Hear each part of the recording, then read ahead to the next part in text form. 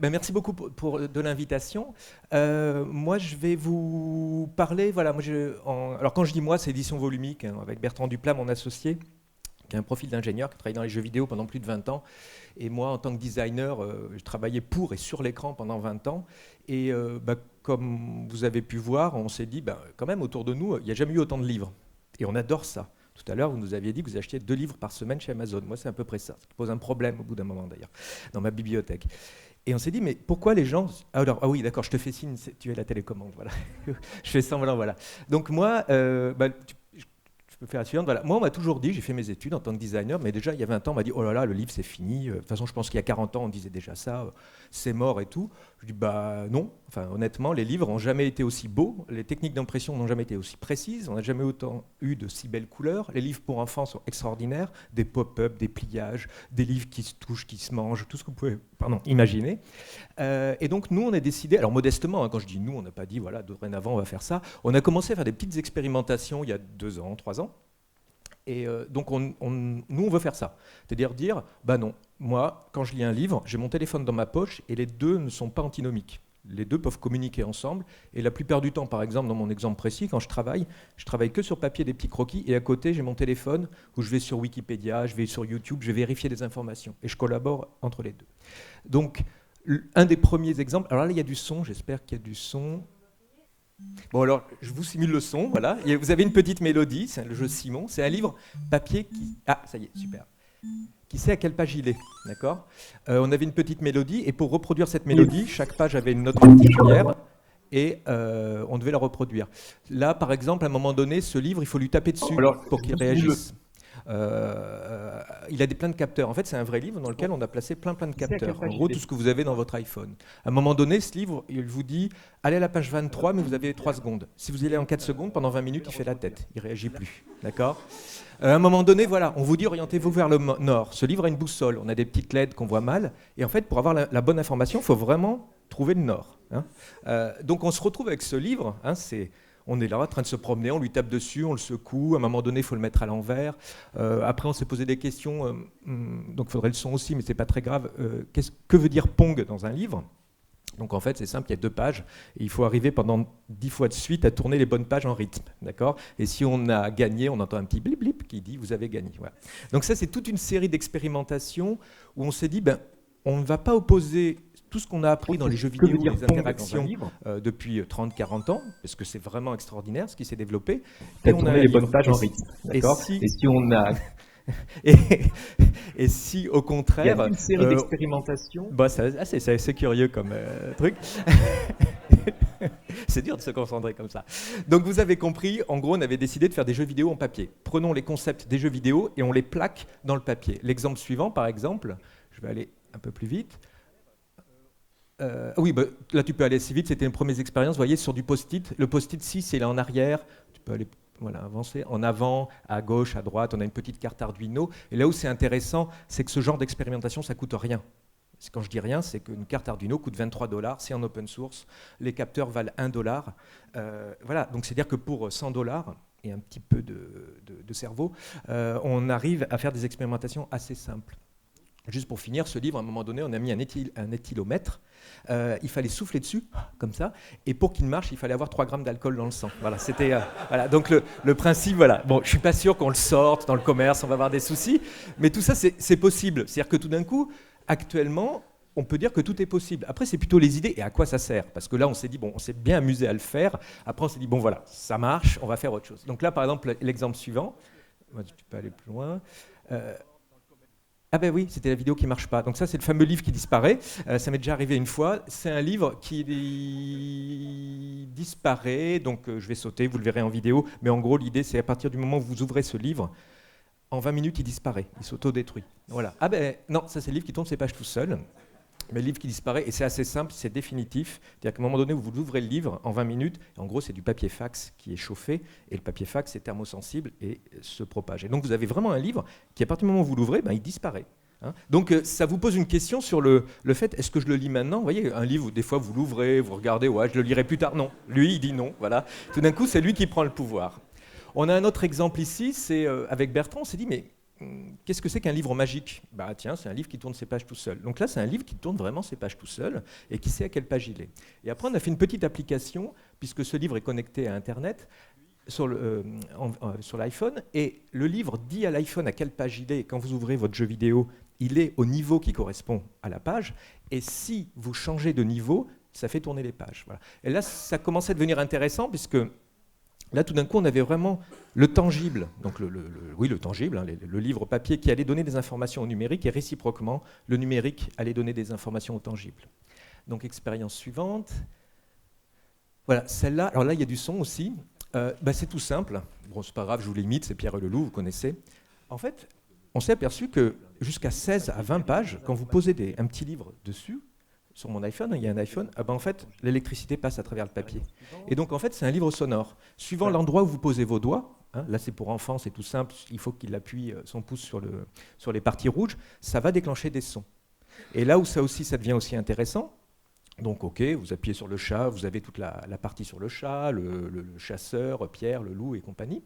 Mais quand vous revenez en arrière et que vous appuyez sur le chat, c'est un ordinateur, ça. Il sait que vous avez déjà allé voir le chat, donc il va vous dire autre chose. Et donc, tout d'un coup, s'installe un dialogue entre ce petit livre qui n'a que 16 pages, mais quand on revient en arrière, ou quand on revient 4 fois sur le chat dit « bon, ça va, j'ai compris, je m'en vais ». Voilà, il peut se passer plein de choses. Donc là, aussi, c'est intéressant au niveau de la manière dont les auteurs, parce que c'est ça qui est intéressant, c'est pas uniquement plaquer ce qui existait sur le papier ou sur la télé ou sur le cinéma, sur ces nouveaux supports, c'est inventer au niveau des auteurs. Quand je dis auteurs, c'est tout, hein, des designers, des ingénieurs, des écrivains, des musiciens, des nouvelles manières de raconter des histoires. Alors, exemple suivant. Alors là aussi, c'était une idée. J'ai vu mon fils, j'ai un petit garçon, enfin j'ai 2 petits garçons, et un petit garçon là, de 6 ans, puis qui avait pris mon iPhone éteint, et puis il faisait comme ça, il faisait l'avion. Et je dis, waouh, c'est ça qui est intéressant. C'est pas de la réalité virtuelle ou des choses comme ça qui sont un peu dans le vide et qui sont extraordinaires, hein. Mais là, tout d'un coup, ça, c'est ça, le pion.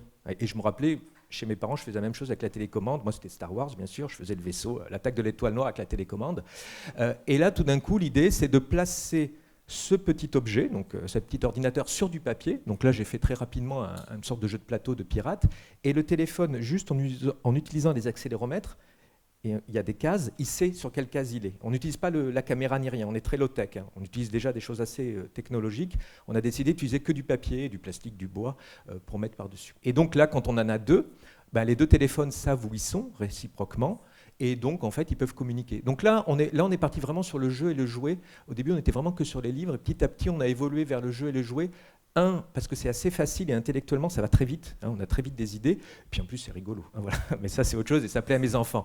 Mais voilà, l'idée, c'est de faire ça. Donc là, nous, on est 4. Hein. Il y a Bertrand, mon associé. Il y a Julien Ognon, le développeur, et Farid Ben Salem, qui est un profil de game designer, où on développe plein de projets comme ça. Donc, le prochain slide.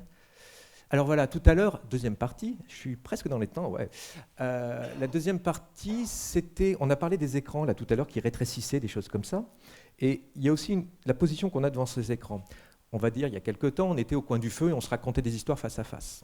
Deuxième partie, les jeux de société, les jeux d'échecs, le Go, tout ce qu'on peut imaginer, les jeux de cartes, on est face à face encore, et il y a une grande interaction entre les 2 personnes ou 10 personnes. Tout d'un coup, la télévision, le cinéma arrive, et là, on se retrouve côte à côte. C'est tout nouveau, ça, quand même. Hein, on est côte à côte. On peut discuter, hein. Et d'ailleurs, vous remarquerez, mes personnages ont toujours le sourire. C'est toujours super. Vraiment, il n'y a pas du tout de dire c'est bien, c'est pas bien. Honnêtement, extraordinaire. Étape suivante, il y a 30 ans, voilà, on est sur les ordinateurs. Alors là, on est dos à dos. Hein, vous avez vu dans vos bureaux, hein, on est tous ou côte à côte, mais on ne se regarde plus du tout. Par contre, vous avez vu mes petits 0 et petits 1, on communique énormément. Hein. Et d'ailleurs, ça arrive, nous, à l'atelier, par exemple, on s'envoie des mails. Hein. Julien, il est à côté de moi, mais j'envoie un mail. Voilà, voilà, on ne se regarde même plus. Hein. Alors, des fois, on se regarde, heureusement. Mais voilà, c'est un genre de communication. Et alors là, depuis 10 ans, on va dire, la slide suivante, alors là, c'est pire que tout. C'est-à-dire que là, enfin, pas pire, on est tout le temps comme ça, voilà, vous voyez, on est comme ça. Là. Donc là, on est vraiment dans notre petit univers, qui est très bien, sauf lui qui n'a plus de batterie à droite. Mais voilà, là, c'est le drame, vous voyez. Qu'est-ce qui va se passer ? Et l'idée, là, toute simple, et avec l'arrivée des tablettes, c'est la même chose, mais de dire, vous voyez, on est dans notre petit univers, mais en fait, si on le met à l'horizontale, c'est-à-dire que l'arrivée de la tablette, par exemple, à la maison, nous, alors je suis un bon geek, hein, j'ai tout ce qu'il faut à la maison, dès qu'il y a un nouveau gadget, il est là, il s'est mis automatiquement sur la table devant la télé à l'horizontale. Et là, tout d'un coup, c'est là où c'est intéressant pour la slide suivante. Voilà. Et maintenant, donc la slide suivante, voilà, c'est qu'on s'est retrouvés face à face. mais connecté. Donc là, on a les deux. C'est-à-dire qu'on retrouve le bonheur qu'on peut avoir à jouer à un jeu de cartes, un jeu, tout à l'heure on parlait du train électrique ou des choses comme ça, face à face, on est à quatre pattes et tout, mais on est connecté. Donc là, on a les deux. Et là, ça devient intéressant aussi, en tout cas à mon sens. Alors, donc, quelques expériences. Donc là, après, sur ce petit téléphone, j'ai commencé à acheter des trucs de train électrique, des petits personnages en les mettant sur mon téléphone. Et j'enseigne dans différentes écoles, à la Aide, et à la Aide à Genève et à l'ENSAD à Paris. Et à la Aide, là, j'ai acheté ça et je suis arrivé, je l'ai posé, puis j'ai commencé à poser mes petits personnages dessus. Et je me suis aperçu que mes étudiants commençaient à jouer avec. Et surtout, on commençait à se raconter des histoires. Et là, ça commence aussi à dire, tiens, il y a quelque chose, parce que vraiment, on jouait au Polly Pocket, vous voyez, j'ai un peu plus de 40 ans, j'étais avec des étudiants en train de jouer aux poupées, voilà. Et on se dit, mais on se racontait des histoires. Et en fait, on a développé tout un système de narration et de qu'est-ce qui se passe si on commence à poser des objets sur ces téléphones, sur ces écrans. Parce que moi, honnêtement, j'en ai marre des écrans. C'est-à-dire que ces écrans froids, alors, je sais qu'il commence à y avoir des écrans tactiles, haptiques, c'est-à-dire qu'ils vont permettre d'avoir un retour physique, parce que c'est tout froid, ces écrans, c'est tout plat. Essayez de taper un texte immense sur votre téléphone ou votre tablette, vous allez vraiment très vite avoir mal aux doigts. C'est pas pour rien que les claviers sont un petit peu mous. Il y a tout ce plaisir qui me manque, en tout cas moi personnellement. Et donc, l'expérience suivante, par exemple, je vais aller assez vite, on a tout mis sur cet iPad, le pauvre, on lui a tout mis, et justement avec nos expériences, pour voir ce que ça donnait, et on a réussi à trouver une solution assez simple, où on arrive à ce que le téléphone, l'écran, reconnaisse l'objet qui est posé sur lui, mais sans caméra, sans strictement rien, sans pile, rien du tout, c'est magique. C'est pas magique du tout, c'est de l'encre qui conduit l'électricité, et on fait croire à l'iPad que sous ces petits pions, il y a plusieurs points qui correspondent à plusieurs doigts. Et en gros, je simplifie, s'il y a un doigt, c'est le pion numéro 1, s'il y a 2 doigts, c'est le point numéro 2, et ça va jusqu'à 11 doigts sur un iPad. Ne me demandez pas pourquoi 11, c'est un mystère. 10, je comprends, 11, voilà. Sur un iPhone, c'est 5, voilà, c'est encore compréhensible. Mais, et donc, on est arrivé à développer tout un système comme ça. Donc, l'étape suivante, donc là c'est des expériences avec des petits personnages. Alors après, toujours dans le côté très low-tech, nos petits pions qu'on met sur l'écran, on se dit, bah tiens, si on mettait de la fibre optique dedans, bah là, on arrive, alors on le voit, je ne sais pas si vous voyez bien, mais on arrive à faire afficher sur son petit visage ce qu'il a sous son socle, en fait, tout simple. Donc le petit personnage, en plus il est reconnu, il est suivi. J'ai une vidéo assez ridicule, je ne vous la montre pas, mais où c'est moi qui suis dedans, voilà, ce qui fait rire mes enfants, et je suis dans ce petit personnage enfermé, voilà. Mais là, ça commence à avoir pas mal de possibilités, donc on continue ce genre de développement. D'autres, voilà, cette technique avec les encres conductibles qui permet de reconnaître des objets, mais ça marche sur du papier, du bois, du plastique, tout ce que vous voulez. Donc là, c'est un jeu de cartes, une vieille expérimentation où c'est juste une bataille, le jeu le plus simple du monde, entre l'encre blanche et l'encre noire, et en fait, suivant la carte que vous posez, le dessin de la carte va être continué sur l'écran.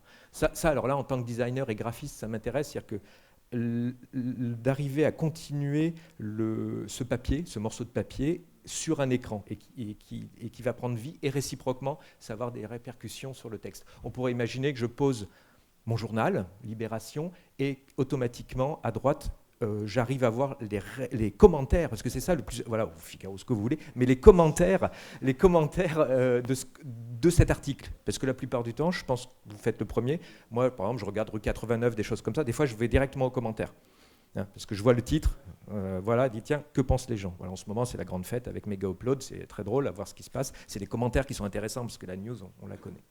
Donc expérience suivante, ouais, je vais être à l'heure. Oui, alors là, c'est un vrai petit jeu vidéo, là. Les enfants ont un petit livre, et à la fin de ce petit livre, ils vont pouvoir découper dans la page une petite maison. Là, on voit assez mal, je suis désolé. Une petite maison en papier qu'on va poser sur l'iPad directement. Voilà. Et l'idée, là, c'est un petit jeu. Bon, les jeux sont toujours compliqués à expliquer, mais l'idée, c'est d'attraper ces petits fantômes et on doit deviner par quelle porte ils vont rentrer.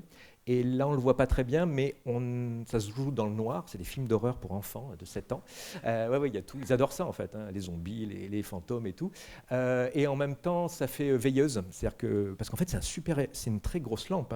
Votre téléphone, je suis sûr que vous en servez tous comme lampe électrique. Et ben en fait, dans la nuit, on éclaire juste en dessous de la petite maison, et à l'intérieur, on a des sortes de petits papiers miroirs, et on a vraiment l'impression que la lumière sort des fenêtres.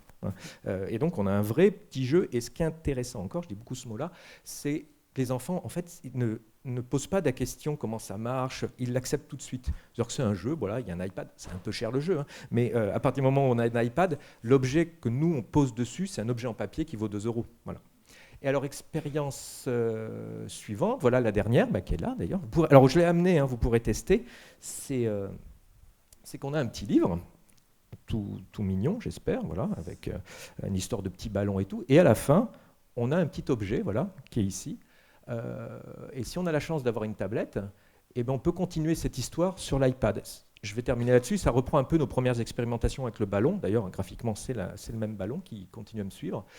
Et là, je pose le ballon. Alors là, ça va être dur avec ce moniteur. Le petit ballon sur l'iPad. Et vous le verrez en vrai tout à l'heure. On a un effet d'optique assez intéressant, puisqu'on a mis juste en posant l'ombre, une ombre virtuelle, on a vraiment l'impression que le ballon décolle. Vous allez voir, il y a une illusion d'optique qui marche très bien, à mon grand étonnement, pour tout vous dire. Hein. J'ai fait le test comme ça, et tout d'un coup, en mettant une ombre, et l'ombre devient petite, et on a vraiment l'impression que le ballon décolle. Voilà. Donc là, en vidéo, c'est un peu dur. Je pense qu'en streaming, il le voit mieux. Mais en tout cas, je vous invite à l'essayer. J'ai mon petit iPad qui sort comme ça. Et donc là, c'est juste une promenade. Alors, au niveau... 2 minutes, voilà. Je suis large. C'est la fête. L'idée au départ, pour tout vous dire, je voulais utiliser le micro. Je me suis dit que ça serait intéressant. On parlait des interfaces non tactiles, non tangibles. Moi, j'aime beaucoup. Moi, j'avais fait un site web il y a très longtemps où il fallait souffler sur le micro pour avancer dans le site web. Ça marchait très bien. C'est-à-dire, quand je dis marcher, c'est que vraiment les gens participaient joyeusement à ça. Et c'est toujours très drôle de souffler sur son moniteur voilà, pour avancer dans un site web. Et je me suis dit, voilà, je fais un petit ballon en papier. Ces iPads et ces téléphones ont des micros. Je souffle dessus, donc moi je fais mon petit ballon, je suis super content et tout. Et bien sûr, qu'est-ce qui se passe ? Je souffle sur mon ballon, le ballon il s'envole vraiment. Alors je me dis, ça marche pas tout à fait. Et donc on est parti sur l'interface. Ça, c'est Julien, le développeur, qui m'a dit, non, utilisons le doigt, ça serait plus simple. Et donc en fait, vous simulez le vent avec votre doigt et c'est vous qui allez donner la direction du vent. Et plus vous soufflez fort, plus le ballon va décoller. Et on a toute une série de découvertes. Et j'ai fini presque. Voilà. Merci beaucoup.